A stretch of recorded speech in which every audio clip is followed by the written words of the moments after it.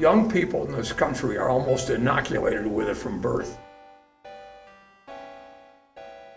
Innovative, bold, elegant, a little bit traditional. It's America's pastime. It ties into everything that, it's mom, baseball, apple pie.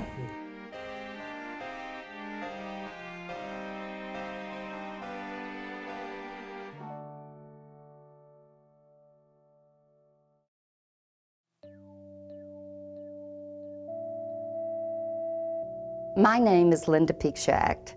I'm Mike Schacht's widow, and happily the keeper of the flame of the wonderful art that he did throughout his life.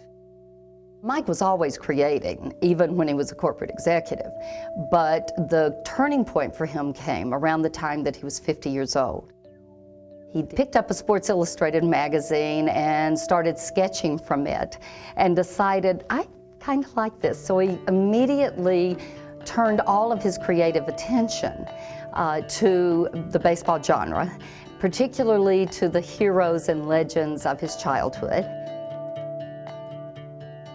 Very few people probably realize how important Mike's work it was to this whole history of baseball. Anybody, and especially people with younger children that are interested in baseball, it gives them the opportunity to learn something about where baseball came from. It was a very new venture for us, but I think so far it's working. It's bringing in more people. Where our attendance in June is up 45% over last year. Mike Schacht's work is a very important part of that. We have people who walk in and the first thing out of their mouth is baseball show. Where's the baseball show? And we just send them up here. And then you have people who walk in who don't know that there's a baseball show and walk up and they're like, oh, I really like that. That was really cool. I think one of the best pieces is the October 3rd, 1951 piece, which was, I believe, Robinson standing in the outfield. It's just the back of him. They're not going to be in the World Series. The other team is celebrating. His season is over. And all it is the back of him with his head down. That says everything. It just sort of says, this is the emotion of baseball and what's so great about it. Mike liked to paint players early in their careers or at crucial moments in their careers and in baseball's history. This may be my favorite painting of Pete Rose, not only because it's in the grayscale that Mike loves so much, but again because there's so little information and yet we immediately know that it's Pete in crouch. This is a very emotional show, I think, because he did take the black and white stills, he took the black and white films. We are going to recognize what we see, and baseball has a really interesting underlying current in just about everyone. One reason that he painted in the grayscale for this particular series of baseball's classic moments is that that's the way he remembered those moments from watching baseball on a black and white TV in the 1940s and 50s. This exhibit includes such things as his Silhouette series, one of the first things that he did, and a series that was the inspiration for the backdrop to Major League Baseball's offices as you walk into their reception area in New York.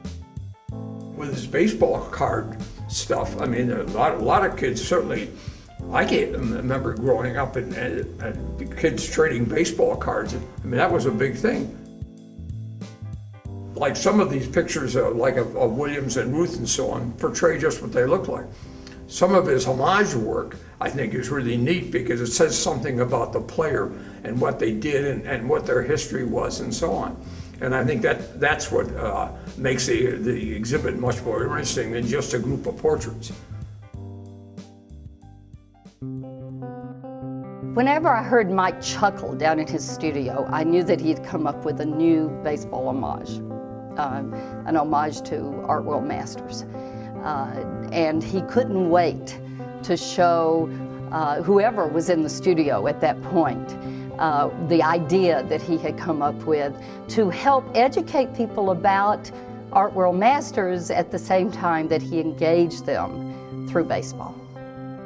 And then you get into the fact that he did the homages to the other modern artists, which I knew it was going to be a baseball show. I knew we were going to have players.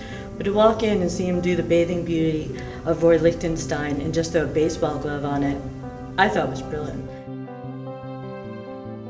Not only do we have the portraits, the homage series, the silk screens, and the baseball cards, but we also have the art of Fan magazine. Fan was Mike's baby, labor of love.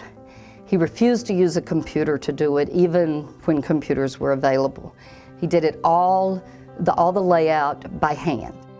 In every issue was a portfolio of another artist's work. And so what we had in Fan magazine was a virtual who's who of illustrators and artists during the time that Mike was alive and could persuade them to do these things.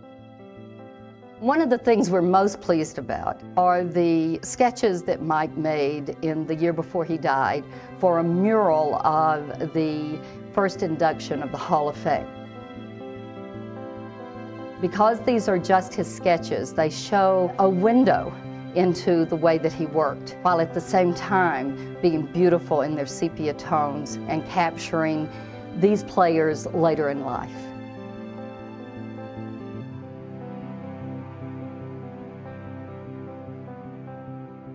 I love the colors that he put in it. I love the fact that they're bigger than life in a lot of instances as I stand next to giant Stan Musial.